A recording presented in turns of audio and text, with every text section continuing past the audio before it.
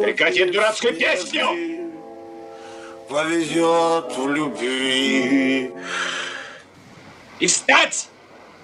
Когда с тобой разговаривает поручик!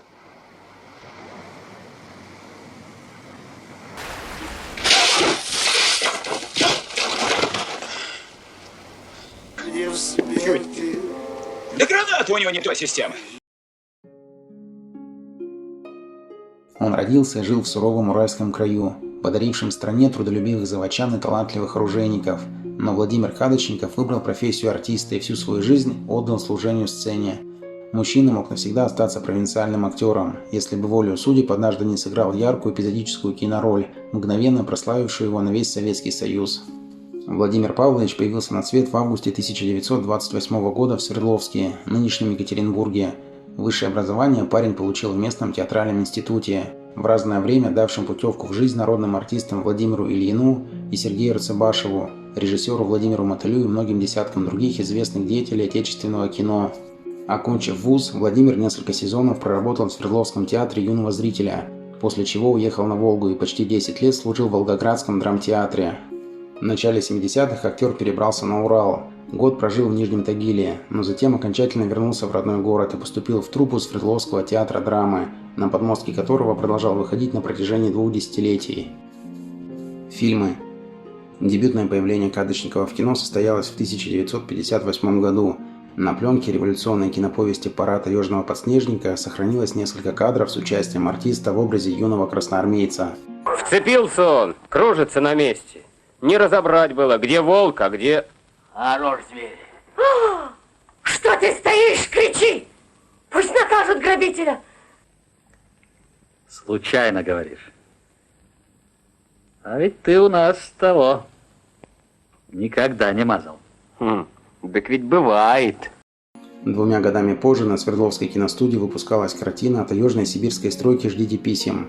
В ней Владимир исполнил роль фотокорреспондента. Москвич. А? А ну-ка. Садись. Садись. Откуда? С завода? Ну, с завода. Понятно. А едешь куда? Куда все? Пороги слыхали?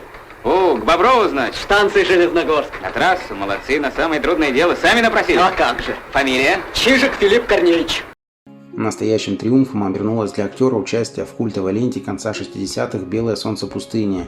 Режиссер Мотыль помнил Кадочникова по совместной работе в «Тюзе» и пригласил Владимира Павловича на небольшую роль подпоручика Семена, приспешника бандита Абдуллы.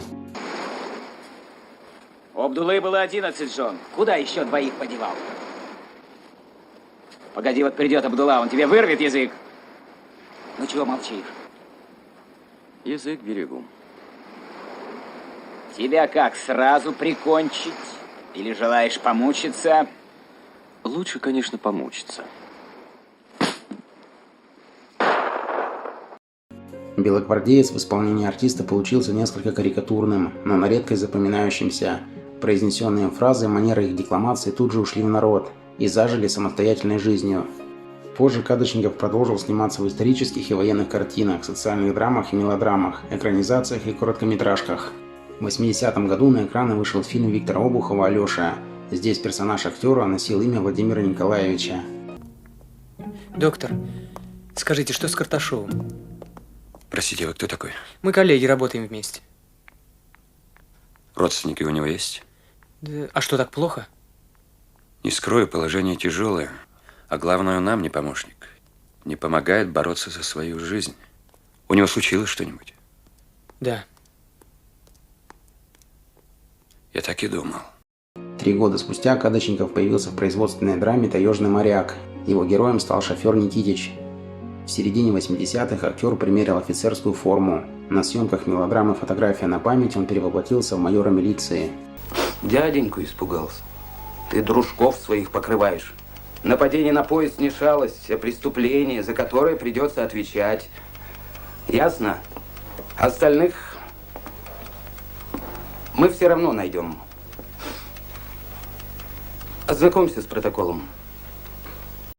Одной из последних работ артиста был исторический сериал о жизни саратовской деревни в первые десятилетия 20 века «Хлеб. Имя существительное». В нескольких начальных сериях проекта Кадочников предстал перед зрителями в образах сельского священника.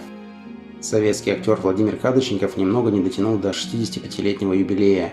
Его жизнь оборвалась в апреле 1993 года. Артиста похоронили на Сибирском кладбище Екатеринбурга.